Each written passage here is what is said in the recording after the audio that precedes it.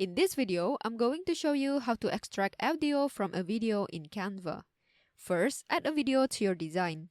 You can do it by choosing a video from the Elements tab or upload your own files from your computer. For this demonstration, I'll just use this video.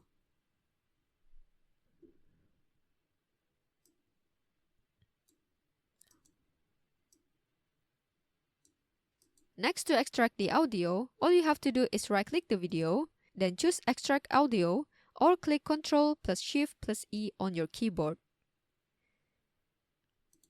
After you click it, it will automatically extract the audio and it will appear here.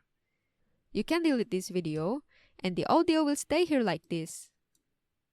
So that's how you can extract audio from a video in Canva. I hope you found this tutorial helpful. Please let me know if you have any questions in the comment section below, and I will try my best to help you out.